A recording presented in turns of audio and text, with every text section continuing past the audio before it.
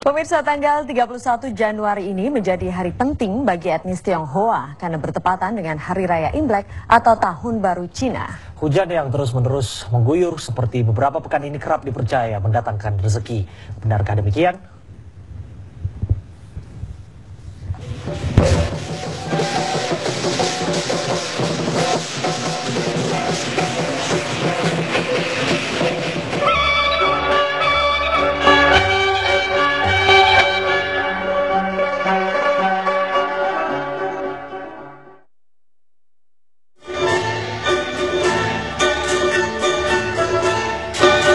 Tak ubahnya seperti Tahun Baru Masehi maupun Tahun Baru Hijriah bagi umat Muslim. Imlek adalah tahun baru menurut penanggalan Cina dan menjadi perayaan penting bagi etnis Tionghoa.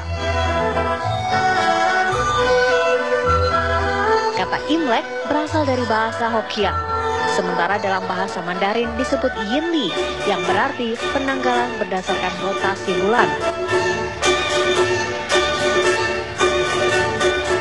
Pada mulanya, Imlek adalah perayaan yang dilakukan para petani di Tiongkok untuk mengucap syukur atas hasil panen dan menyambut datangnya musim semi yang berarti waktunya untuk bercocok tanam. Perayaan Tahun Baru Imlek itu sudah mulai di sejak dahulu kala, ya. Dan utamanya adalah untuk mengucapkan terima kasih baik kepada Tian yang untuk kita istilahnya adalah Tuhan, ya, kepada dewa-dewa dan juga kepada leluhur. Mengucapkan terima kasih untuk apa?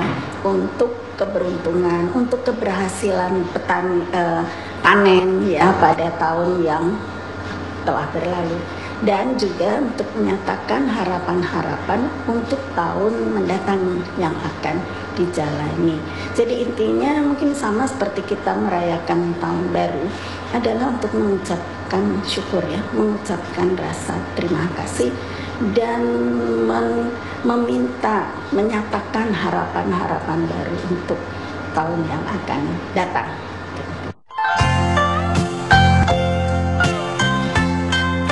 Masyarakat keturunan Tionghoa pun memiliki kepercayaan bahwa jika hujan turun saat Imlek, maka akan mendatangkan banyak rezeki.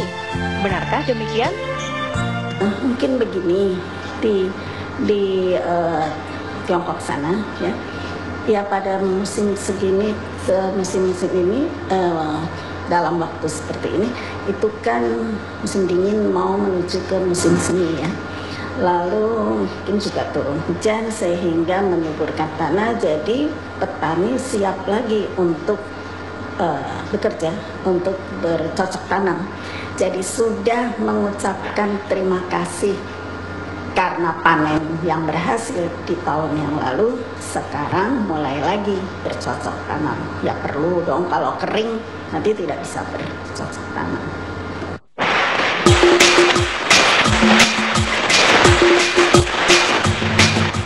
Tahun Baru Imlek dimulai di hari pertama bulan pertama penanggalan Cina dan diakhiri dengan perayaan Cap Gomeh di tanggal ke-15. Saat merayakan Imlek, berbagai tradisi dilakukan warga keturunan Cina.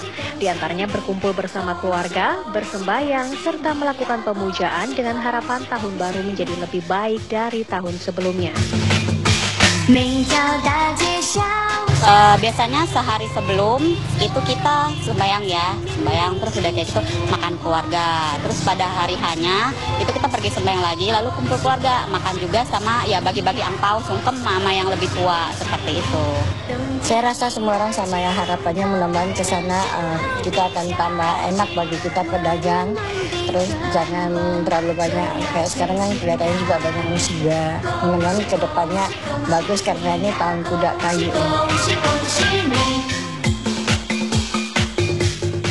Namun, masyarakat Tionghoa di Indonesia baru mendapat kebebasan merayakan Imlek pada tahun 2000 saat pemerintahan Presiden Abdurrahman Wahid.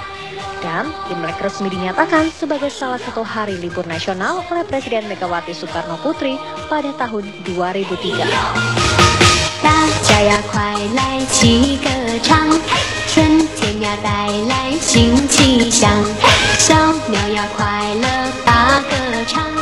春花呀开放多芬芳。 Perayaan Imlek juga melekat dengan shio atau simbol 12 binatang. Seperti tahun 2014 ini adalah tahun kuda. Ya, ada yang meyakini sebagai tahun kuda kayu. Ada juga yang mempercayainya sebagai tahun kuda emas. Seperti apa maknanya?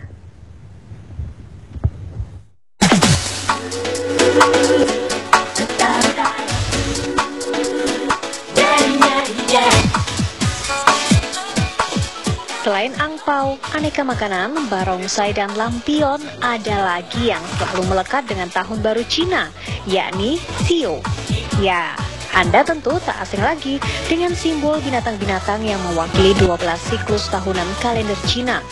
Setiap 12 tahun, binatang atau shio yang sama akan muncul. Namun, dari manakah asal-muasal shio ini? Menurut legenda tradisional Cina, sang Kalik mengumpulkan 12 binatang dalam satu hari untuk menentukan siklus pertahunan. Kontes dibuat bagi hewan apapun yang dapat menyeberang sungai paling cepat akan mendapat urutan pertama dalam siklus, dan sisanya mengikuti sesuai dengan kedatangan mereka. Berkat kecerdikannya menumpang pada punggung kerbau, tikus menjadi pemenang dan mendapat urutan tahun pertama dari siklus shio. Sementara babi yang pemalas tiba paling belakang, sehingga berada di urutan terakhir siklus shio. Namun pada dasarnya, hewan-hewan ini melambangkan 12 cabang bumi. Ilmu mengenai shio telah berusia lebih dari 5.000 tahun. Dan pertama kali diperkenalkan pada 3000 sebelum Masehi oleh Raja Agung Purba bernama Fuxi atau Hokhi.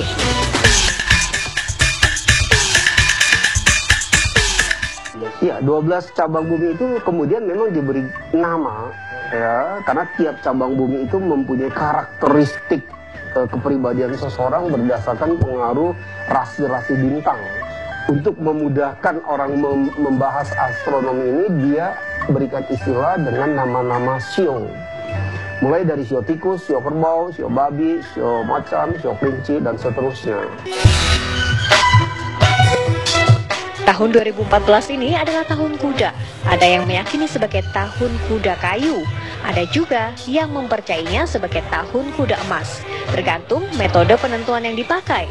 Apa maknanya di mata Suhutan?